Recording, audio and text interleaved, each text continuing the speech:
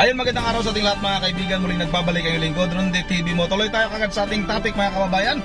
Attorney Salpanelo, may reaction nga ito sa ginawa ngayon ng Department of Justice na pagsulat sa bansang Timor-Leste para nga i-turn over na itong si TTG leader Arne Teves mga kababayan. At ito pa yung mga komento niya tungkol sa ginawa naman ng Department of Justice na pagsulat din sa Interpol para nga na magkaroon ng red notice itong si TTG leader Arne Teves mga kababayan, kasi nga tinagurian na itong isang terorista dito sa ating bansa, itong si dating Congressman Arne Teves. At ang pagpapatalsik daw ni hindi daw patas sa Kongreso, hindi daw patas ayon kay Attorney Salpanelo mga kababayan. Ano bang para bang hinusgahan na daw ng maaga itong si Arne Teves, at hindi naman dapat daw to alis ng bansa kung halimbawa hindi daw nahusgahan ng mas maaga.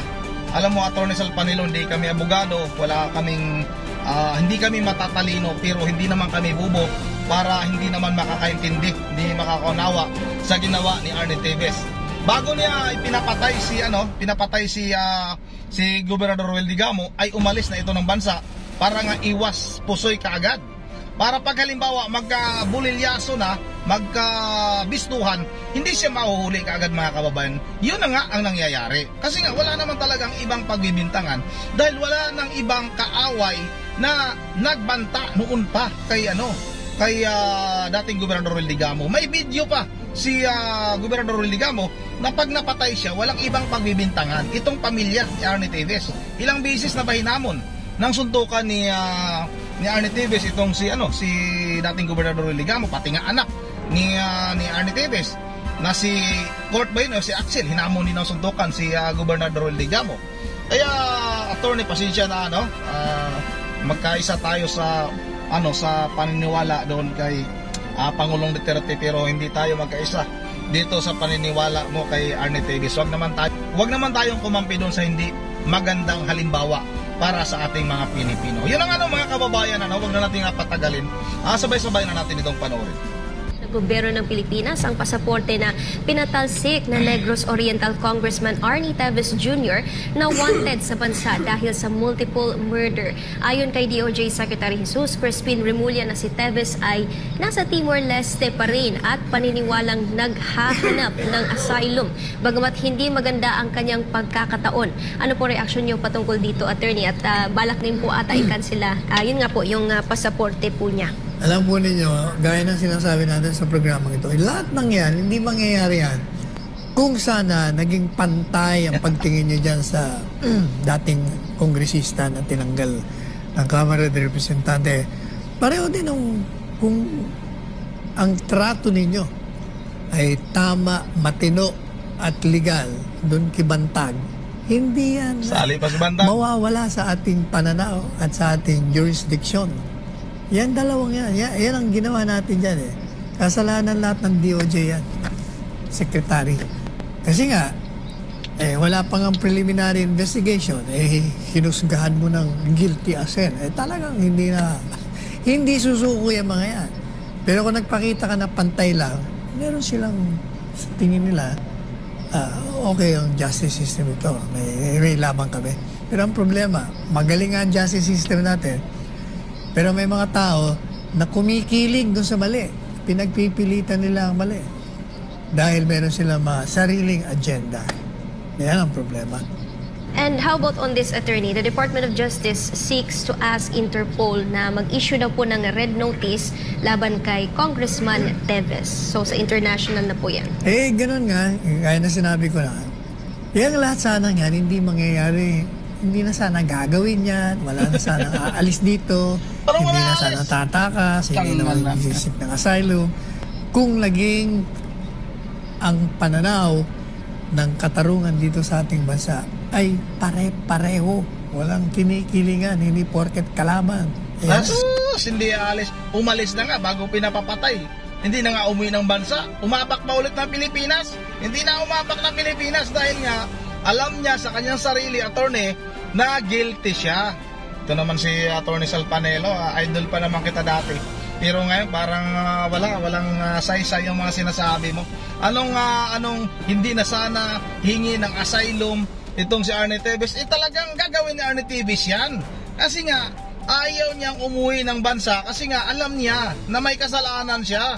Siya talaga ang ano pa nga mga kababayan, ilang araw pa nga lang na napatay itong si Gobernador Roel Digamo mga kababayan ay nag-live na itong si Arnie Tevez. Talagang sinasabi niya, bakit ako yung pinagbibintangan? Wala pang sinabi na siya yung pinagbibintangan, wala pang sinabi yung pamilya ni dating Gobernador Roel Digamo, sila Ma'am Mayor Janice Digamo, sila Mayor Fitz, wala pang sinabi na si Arnie Tevez. Pero siya mga kababayan, nag-react na siya. Na ano na siya mga kababayan, para na siyang mayroon na siyang sili sa puwet. Talagang maanghang yung puwet niya.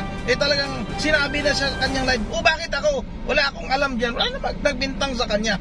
Kaya reaksyon ng ating mga kababayan, bakit si Arnie Tevez ay parang naanghangan na wala namang nabanggit na si Arnie Tevez ang may kagagawan. Pero mga kababayan, nag-live nga siya kaagad.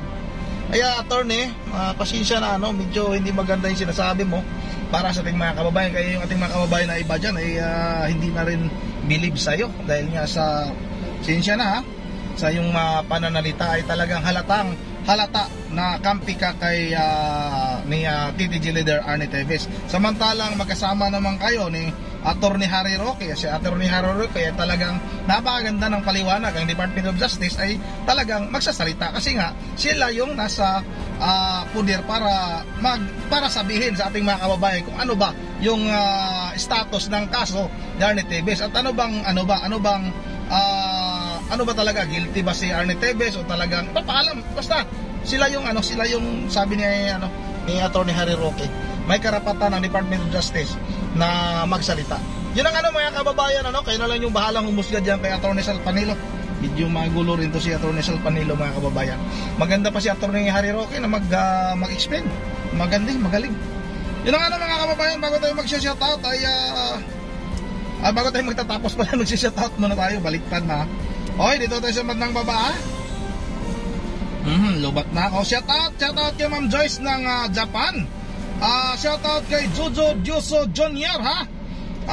At shoutout rin kay Ronald D. Rakin. Walang kwintang batas. Pag mahirap ka, yung pag mayaman, walang kakayanan. Sana makulong niyang si Tevez para may batas talaga. Tagal na. Yun ang putol-putol kasi yung text niya mga kababayan, yung message niya, pasensya na. Oliva Bitonyo, shout out excuse me, Oliva Bitonyo na wala na yan. Siguro sa Magpantay baka pinatumba na din. Yan ni Alan para walang parang walang yan yata nilibing. Parang wala ng witness. Tagal na yata yang nilibing. Yun ang sinsya na, di ko masyadong mabasa. Shout out kay Papang Buraga Official YT Channel Ang mahirap dyan, Lods, at baka pinapatay na ni Major yung driver, bodyguard niya. Dapat niyan alamin ang pamilya niya kung saan para maimbestigahan pag nagkataon pati yung dalawa na kasama niya ay maabsulto kasi di kilala. Yun na nga, kailangan talaga maimbestigahan kung saan ba ito nanggaling. Daniel Palo, shoutout kay Floranti Buler, shoutout Giselle Bantato, Joso Jr., John Lorenzo, shoutout Park, at kay Junard Di Guzman, kay Fraser Belusis, kay Rolando Empilio, kay Gaspar Rana, kay Caroline Kawakami, Alejandria Garcia, Regresio Bactasa, Lods Rapido TV, EJ Riz, Edsel Borsi, kay Edsel Borsi, kay Binencio Batuto, kay Chato 2, kay Scout Ranger Idol, shoutout member Jibril Religious ng Pulilan Bulacan, Laudin Manis, kay Ma'am Joyce ng Japan, Volvo 2000, shoutout Jixin ko, shoutout Maria Murillo, DBB Drama Reacts, walang sounds. May sounds minsan kasi si YouTube, Pasensya na, minsan si YouTube ay nahuli yung sounds, talagang binubusisi ni YouTube. Kung may hindi baka ay-ayang mga sinasabi tayo doon sa ating mga ginagawang reaksyon, kung wala bang hindi maganda para sa mga bata siguro na mga salita doon, mga kababayan, kaya minsan huli yung pagbibigay ng sounds ni YouTube. Pero may sounds yan, mga kababayan, ulitin nyo na, i-back nyo na lang, magkakaroon ng sounds yan. Pasensya na po, hindi natin kontrolado yung ganong sitwasyon. Yun ang mga kababayan, dito lang muna. At once again, this is Ronnie TV mo, ingat yung lahat. God bless bawat isa sa atin.